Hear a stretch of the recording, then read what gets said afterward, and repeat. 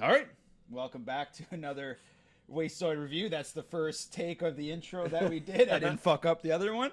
And this Wastoid review, we got Maximum Overdrive, 1986.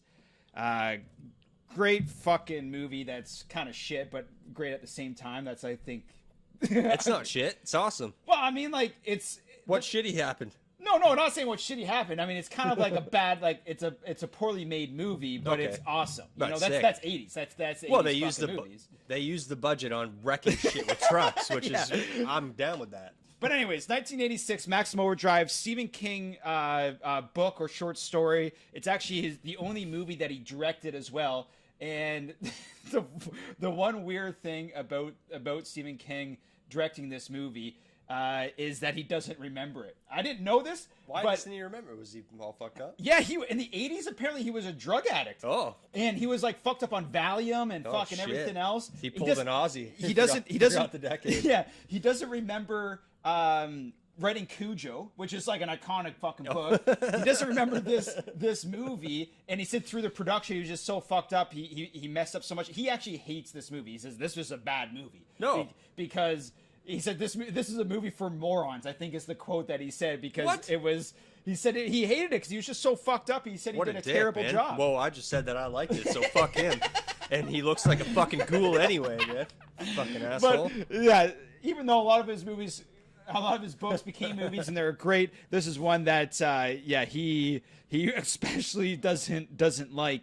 But still, I enjoyed watching this movie because right from the start it gets into things. And you know Immediately. what? You know a movie's good when it starts off and all like the precursor shit that usually stories build up, like like the plot and stuff like that. It just has one paragraph. There's fucking a comet, and there's the tail of the comet surrounding the Earth for 8 days, and there's some alien shit going on. Yeah. And then it goes right into the story. And then boom. It's fuck you. Drawbridge is going up. Yeah. It's well, no, even before that, I was bank machine. I was surprised. Fuck you. The bank said fuck you. The bank machine's calling the guy an asshole. It's like, hey, this thing's calling me an asshole. Then there's like a 5-minute scene of everyone getting destroyed on a fucking drawbridge. They don't know that a drawbridge is going up and that all they have to do is get out of their fucking vehicle. Fucking car, But even if they did, the watermelons would be slipping them everywhere because there's fucking watermelons all over the place. People are falling off the bridge, chicks going through windshields. No one's wearing seatbelts. no one wears seatbelts in the fucking 80s. No. They're just fucking getting crushed. But then, after it sets that tone, I should say that the tone is also set by AC/DC because AC/DC did the entire score of this movie, which means that it never got dialed but below an 8 the whole time. Yeah. Like, it's a sad part, and they're still, like, just chugging along. So Stephen King, like, when he directed this movie, he's like, he loves AC/DC so much. He's like, AC/DC's got to do this. Like, he's the one that said, we need AC/DC to do this whole fucking score. I don't want anyone else to do it. Like, he went out there and personally grabbed them to do this fucking movie. Sick. And it was kind of weird at points, but it was also Just good all the way they made through. the most boring I loved it. They made the most boring scenes insane. Look at the scene where the kid's riding his bike down the street and it's just like Fucking it makes it so much better. fucking Deke, that little Jeffrey Dahmer fuck, he's not affected by people dying at all. Oh, he didn't even care. He's riding up by all those dead bodies. He saw like a fucking 50 people bucket. die, and he's just like, shit, fucking fuck it, Shit happens, I guess. Something weird's going on. Gotta go hop in my BMX. This is weird. Yeah.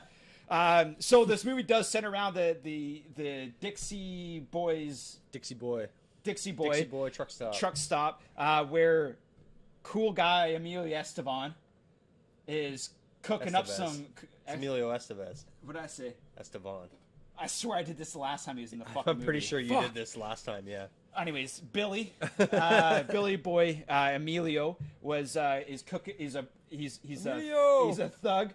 He just got out of jail. He's cooking up some eggs and stuff like that in the Dixie Boys fucking truck stop. And this is where the center of the action happens. The fucking aliens love this gas station. No, actually, the aliens love fucking 18-wheelers, right? Yeah. Well, they just probably thought it was cool up in their spaceship. Yeah. To like, Yeah. let's kill everyone with these huge trucks. These things are awesome. You see this shit? Yeah. Let's crash it. Fuck, and this fucking place has like 20 of them in their fucking parking lot. Yeah. So let's just fucking grab a bunch of those, and while we're at it, torment everyone inside by just doing fucking circles around the whole fucking place, honking our goddamn horns.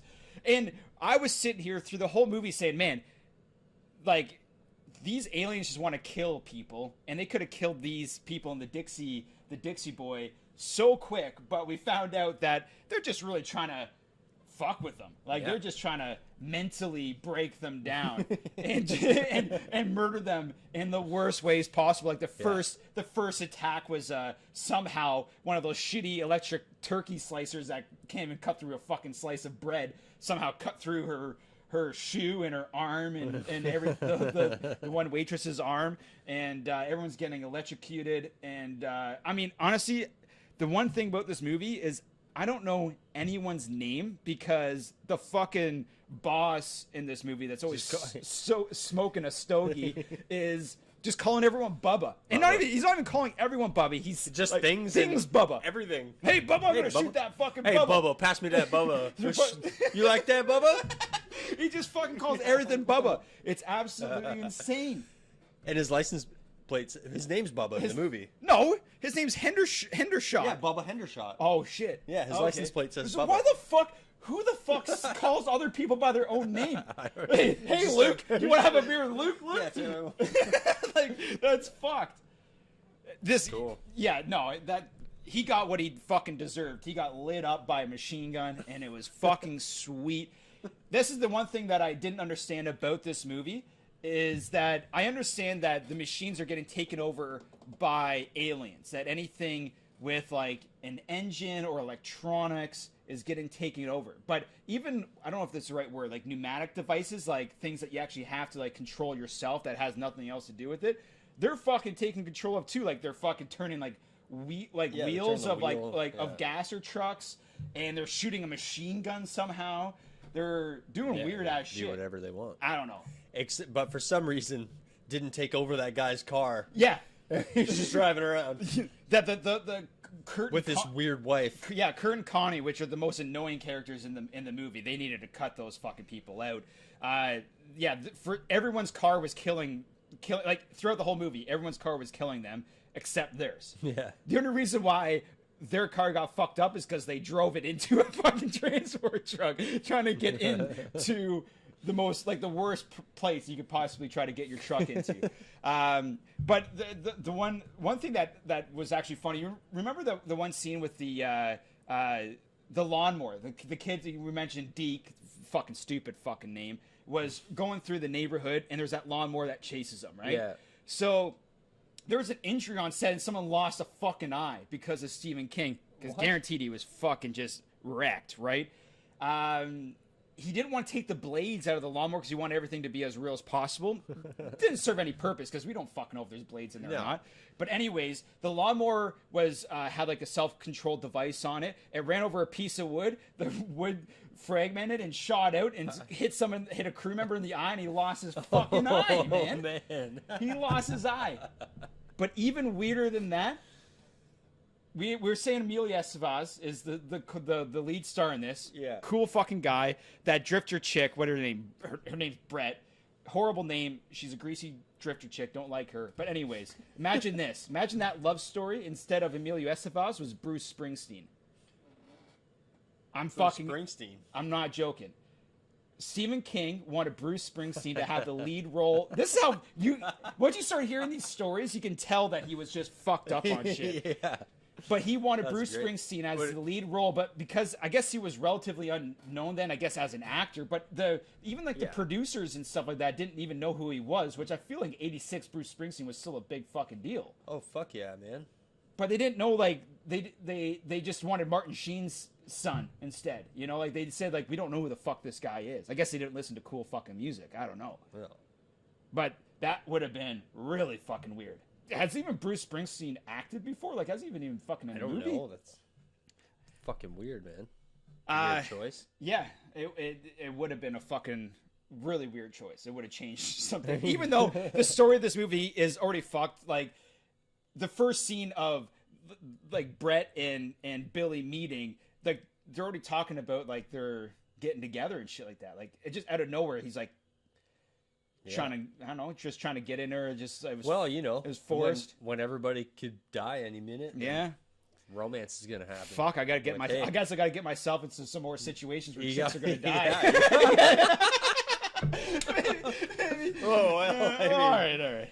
That's no, I do not want to get in those situations. But the end of this movie, it kind of ties everything together. You know, I guess we did a shitty job at really kind of describing it, but we're all over the place. We're all over here. the fucking place. Hey, let's just hold on. I'm gonna do a quick sum up. The story, it doesn't really fucking matter. Great beer drinking movie. Trucks wreck shit. They splatter people all over the place. Well, here's AC/DC slamming the whole time. Yeah, and well, I think the one thing that really fucked up this movie for us is because we just kept on saying Bubba all the time. Like we're watching the movie and every single scene we're just calling everything Bubba because that fucking guy. The movie didn't say Bubba as much as we say it. We like to say it a lot. But the end of the movie ties everything together because you find out that there's again, this is the brilliant part of this movie. It doesn't waste any time with some fucking subplots trying to explain shit. At the end of the movie, it just says in text, another fucking paragraph, there's a fucking UFO up in the sky, and it was fucking controlling everything the whole time during that comet shit, and then the Russians shot it down. They didn't need to tell anything more than that. They just focused on cool-ass kills, fucking 18-wheelers, and weird-ass fucking scenes with weird-ass people, but... Hour and a half. You don't have to sit around all fucking day. They easily cut out like an extra hour of like story building that they would have done that they just took care of in one fucking paragraph at the start and at the end. So that is a great part of this fucking movie. Now, we had an issue with trying to figure out our favorite scene from this movie because even though, you know, it's not the best... fuck, I'm not even going to get into that. There's a lot of fucking really good scenes. There's a lot of really good scenes. And so we picked out our favorite two, which are our favorite two. I'm almost calling them monster truck. Fucking 18-wheeler kills, transport truck kills, big rig kills. You got people getting scuffed by the big rigs, you know? Scuffed. And so we're going to load those up now. Take a quick beer break because obviously we fucking need another one. And we'll rip those in a sec. All right, we're back with Wastoid Reviews, Maximum Overdrive. Again, we couldn't decide our favorite scenes, so we're going to load up our favorite two, starting with kind of a fucked up scene with a steamroller. Yeah. So let's fucking get her going. Just does sick flip. Right over the handlebars for no reason. Oh, man. Oh, it's coming for him. Like, oh, jeez. like it shows it crushing his fucking head. And then just gets right into the AC/DC. Yeah. That's great.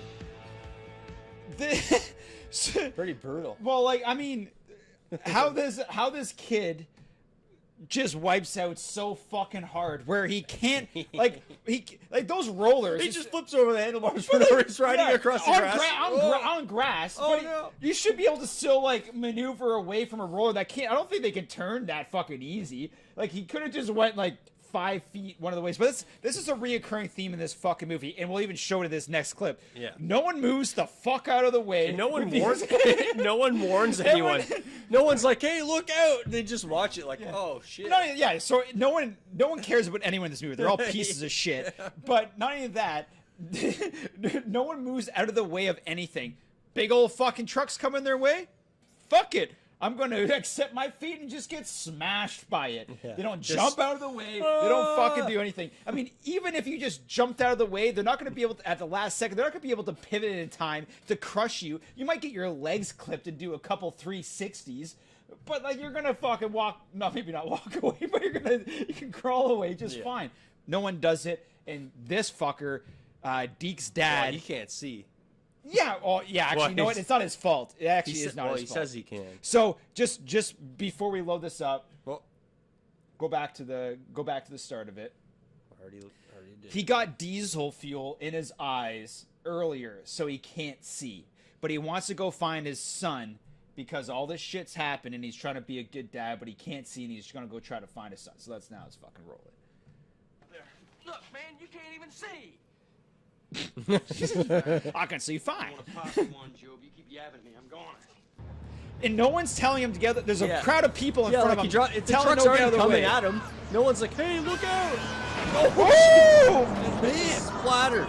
like I have to fucking say that the kill scenes in this movie are like even better than some like fucking slasher movies and shit like that. They're great. Yeah, Like, well, no one gets splattered in those movies. So. man, they invested. Trucks really fuck you up. They invested a lot of money into just brutally murdering people Yeah. and blowing up shit Yeah. and just demolishing cars. At the and end, they stuff. just wrecked the entire truck. Oh yeah, stop. everything. You can it tell just they were blows just up. they just did that like just for fun. And it's one of those classic movies that every single time something crashes, it blows up. It doesn't matter how little the crash is. Something could just get like a fender bender. Everything's blowing up. Everything's blowing up. I fucking love it. So that's our. Again, we're back. Like, there's a lot of good scenes in this movie, but we wanted to show our favorite kills because we're just dying fucking laughing when we're watching those. That's a weird fucking picture of that guy on the left. The bottom left. Don't look at that guy. Yeah, I can't Don't look at that. So now we want to get into the Wastoid 80s drinking game, where we make a drinking game out of every movie that we watch. Of course, we're trying to get you in the pocket, try not to get you blackout. This one, I feel that like Lost Boys in this one, they're tough ones because you're gonna get pretty fucking drunk. Yeah. So just watch yourself. So with this one, we have a few different rules. First one is every single time you hear someone say "Bubba," you gotta take a drink, and it happens.